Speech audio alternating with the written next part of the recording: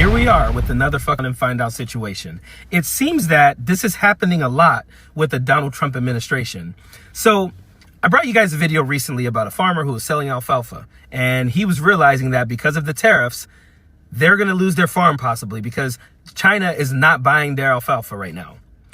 This next farmer who says he's a Trump supporter, currently still a Trump supporter, wants us to know that we need to share his video because it needs to get out there so that Donald Trump knows what he's about to do is going to hurt small family farms. Check this shit out. I'm a supporter of President Donald Trump.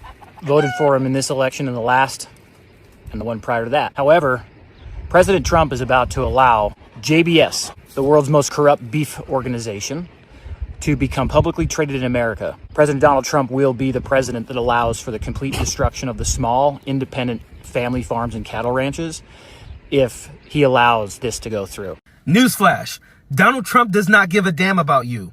But you know who gives even less of a damn about you? Myself and all the other liberals you thought you were owning when you voted for Donald Trump. What we got for you is a bunch of middle fingers, man. We're like, fuck you. We don't care. We don't care if you lose your farm, bro. You voted for Donald Trump. You even said at the beginning of this video, I am a supporter of Donald Trump. Why the hell would we give a damn about your gripes? You're getting exactly what you voted for. I love when I see the memes and the conservatives out there saying, screw you liberals. This is exactly what I voted for. This is exactly what you voted for. I don't know why you're making this video. This should be a thank you video because this is what you voted for. The SEC has already approved it. Now we're just waiting a mere few days for them to allow it on the stock exchange. And what's concerning is we haven't heard a word from the Secretary of Agriculture about this. We haven't heard any of the large cattle organizations that represent cattlemen speak out about this. They claim to represent cattlemen. The truth is they only represent the big guys. They're bought and paid for by the same organizations, JBS, Cargill, Tyson, National Beef, all the collusion that's happening. Go do a very simple search and you'll see the millions and millions and tens upon millions of dollars that these companies have been ordered to pay for collusion and price fixing, which has cost us our family farms and ranches. And what that costs us as the people who aren't family farms and ranches is a stable food system. As much as I'm a supporter of many of the other things that Trump is doing. And there you have it. He's a supporter of many of the things Donald Trump is doing. And what he's talking about there is the hate and the bigotry. You see, he came for the bigotry. He came for the deportations. He came for the hate against the gay and trans community. But what he's getting out of it is possibly losing his farm, losing his shit, losing all the things that he worked so hard for. So here's the deal. Understand something. He wants... Look, they don't regret voting for Trump, and they never will. The only thing that they will ever regret is that Trump hurt them the same way he's hurting everyone else. For generations, American farmers have fed not just this country, but the world. They work long hours under the sun, battling droughts, floods, and now economic policy. Many of these farmers were die-hard Trump supporters. They believed he would fight for them, protect them from foreign competition, and bring back prosperity to rural America. When Trump imposed tariffs on China and other countries, those countries retaliated. One of the major consequences was China cutting off its purchase of U.S. agricultural goods. That meant crops like soybeans and alfalfa crops that farmers had spent time, labor, and money growing were suddenly unwanted. Bales of produce rotted in barns and prices plummeted.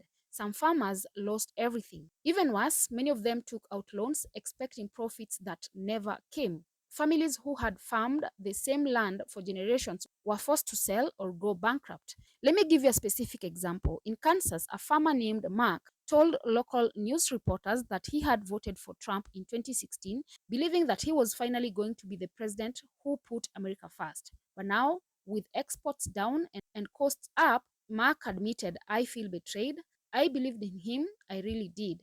This isn't just about crops, it's about trust.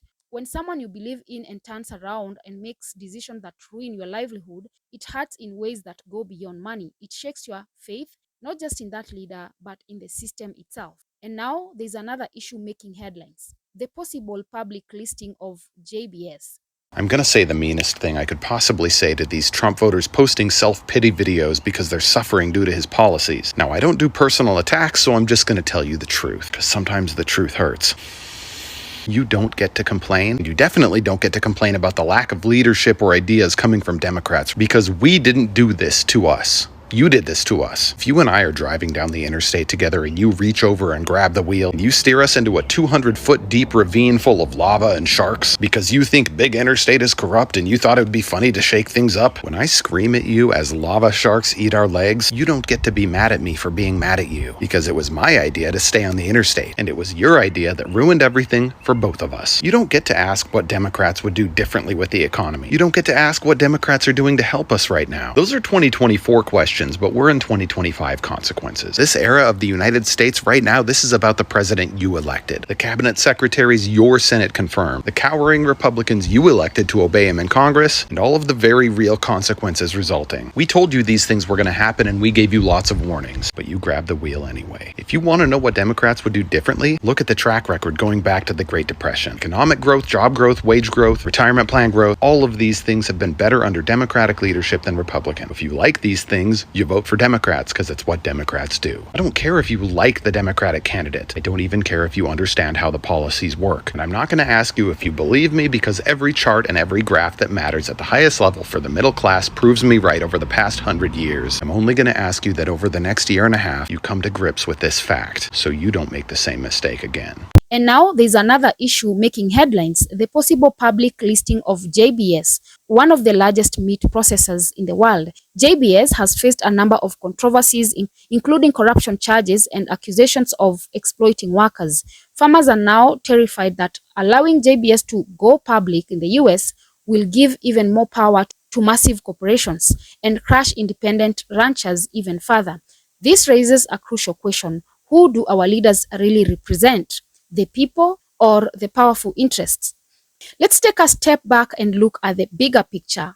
We are talking about real people, hardworking Americans who are promised prosperity but are now dealing with poverty, frustration, and in some cases, regret. Truck drivers, small business owners, and blue-collar workers across the country are feeling the strain. Manufacturing jobs didn't flood back to the US like Trump claimed they would. The famous Carrier plant in Indiana, where Trump promised to save jobs, ended up cutting hundreds of positions. Retail jobs vanished. Healthcare became more expensive. The pandemic response was chaotic. And yet, for a long time, many of his supporters held on, hoping things would get better. But now, in towns and cities across America, people are starting to speak up. They are saying, we were wrong. This is important because admitting regret, especially political regret, takes courage. It takes strength to say, I believed in something that didn't work out. But it's only through this honesty that real change can happen. Let's not forget, some of these voters were warned. Economists, political analysts, journalists, and many sounded the alarm back in 2016. They said the tariffs would hurt American farmers. They said tax cuts for billionaires wouldn't help the middle class. They said the deregulation of key industries would create instability, but their voices were drowned out by chants of drain the swamp and make America great again. So, what went wrong? Part of the answer lies in the emotional appeal of populist politics. Trump made people feel seen. He said things other politicians wouldn't. He spoke to their fears, their anger, their sense of being left behind, and in doing so, he won their trust. But trust is a powerful thing, and when it's broken, the pain cuts deep. Now, let's look at the data. Historically, Democratic presidents have outperformed Republicans in key economic indicators. A 2021 report from the Joint Economic Committee found that since World War II, job growth, GDP expansion, and even stock market returns have been higher under Democratic leadership. For example, under President Obama, the economy added over 100 million jobs. The stock market soared. The auto industry was saved. Under President Biden, despite inflation challenges, unemployment hit record lows, wages increased, and the Inflation Reduction Act brought investments into clean energy and manufacturing. In contrast, under Trump, while there were moments of growth, there was also significant volatility. His trade wars disrupted global supply chains. Now, some might say every president faces challenges. That's true. But leadership is about how you respond to those challenges. It's about making choices that help the most people, not just the top 1%. So what do we do with all this information? Do we just sit back and blame Trump, or do we take this as a lesson about our democracy, our responsibility, and the power of informed voting? Because this is bigger than one election or one political figure. It's about being engaged, educated, and alert. It's about looking beyond slogans and sound bites and asking real questions. Who does this policy help? Who does it hurt? Who's funding this campaign? What's the track record? It's about understanding that the decisions made in Washington affect lives in small towns, on farms, in factories, and in families. It's about listening, really listening to those who are struggling, even if we don't always agree with them, because empathy is key to building a better future. If we want a country that works for everyone, we have to hold our leaders accountable regardless of party. We have to push for policies that uplift working people, not just corporations. And we have to remember that voting isn't just a right, it's a responsibility. Those Trump supporters who are now speaking out, your voices matter. Your courage in sharing your stories helps others reflect. And your regret can become the beginning of a new awareness, one that brings this country close to truth, equity, and justice. To those watching this, I urge you to do your research, ask questions, and challenge what you hear. And also, remember to subscribe, like, and share as well. And until next time, bye-bye.